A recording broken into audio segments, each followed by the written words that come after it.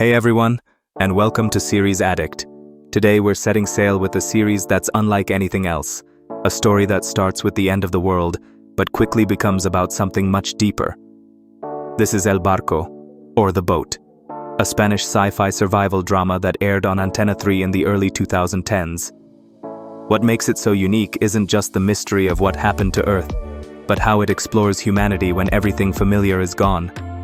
So, what happens when the world disappears, and all that's left is one ship, and the people aboard it? The story begins with a training expedition aboard a state-of-the-art ship, the Estrella Polar. A group of young students, teachers, scientists, and military personnel sets out to sea for what's supposed to be a routine educational journey. But then, something unimaginable happens. A catastrophic accident at a particle accelerator triggers a global cataclysm. The continents vanish. The Earth's surface is covered almost entirely in water. And suddenly, the Estrella Polar is no longer just a ship. It's humanity's last refuge. This is where El Barco truly begins. Because now the rules are gone. There are no cities, no governments, no future. Except what the crew can build with their own hands. The ocean becomes both sanctuary and prison. And the ship becomes a floating society, isolated but full of life. One of the show's greatest strengths lies in its characters. At the center is Captain Ricardo Montero, a steady, commanding presence who must carry the weight of keeping everyone alive while dealing with his own personal grief. He's a widower and the father of 2 girls, and suddenly, he's also the de facto leader of what might be the last remnant of the human race. Then there's Ulises, a rebellious, mysterious figure with a secret connection to what really happened to the world. At first, he seems like an outsider, but soon becomes a crucial part of the crew, and a key piece of the emotional story.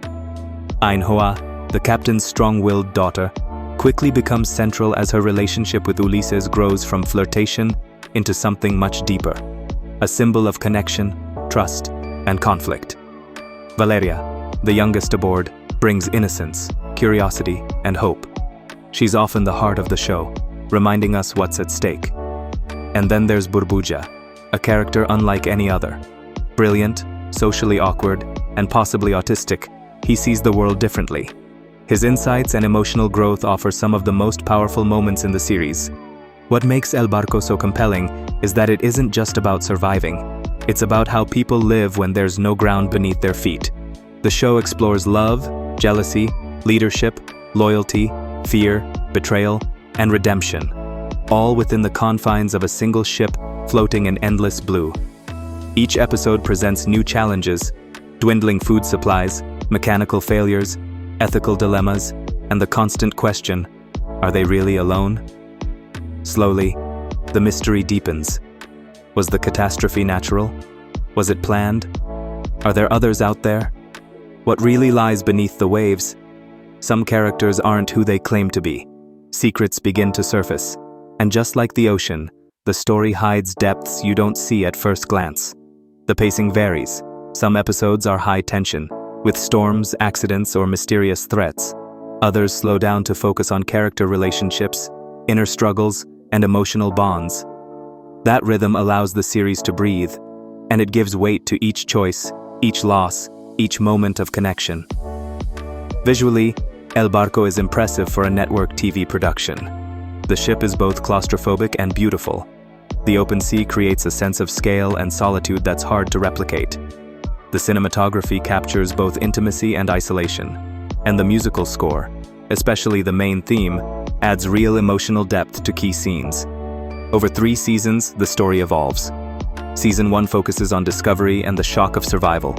Season 2 raises the stakes with new characters, conspiracies, and threats. Season 3 builds towards something bigger, a possible new beginning, but one that comes with cost. The characters grow, change, and are forced to confront what kind of world they want to rebuild, and who they want to be in it. From a critical perspective, El Barco is ambitious. It tries to blend genres: sci-fi, teen drama, thriller, mystery, and even romance. That's both its strength and its weakness. Some viewers might feel the romantic plot stretch too far, or that the mystery is prolonged without enough payoff. But at its best, the show manages to keep you hooked, not just with what's going on outside the ship, but with what's happening inside its characters. The performances are strong, especially from Mario Casas as Ulises, Blanca Suarez as Ainhoa, and Juanjo Artero as the captain. Their chemistry feels real. Their emotions land, and they carry the story through some of its rougher narrative waters. The finale was polarizing.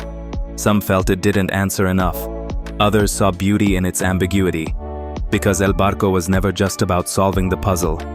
It was about exploring how people survive, change, and hold on to each other when the world ends. And maybe that's what makes it special.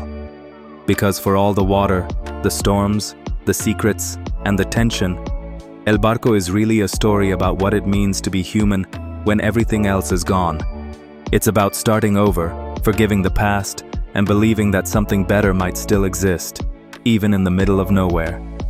That was El Barco, a story of survival, love, mystery, and the sea. Have you seen it? What did you think of the ending? Which character stood out the most for you? Let us know in the comments. And if you enjoyed this deep dive, hit like, subscribe to Series Addict, and turn on notifications so you won't miss what's coming next. Thanks for watching, and I'll see you soon on the next journey.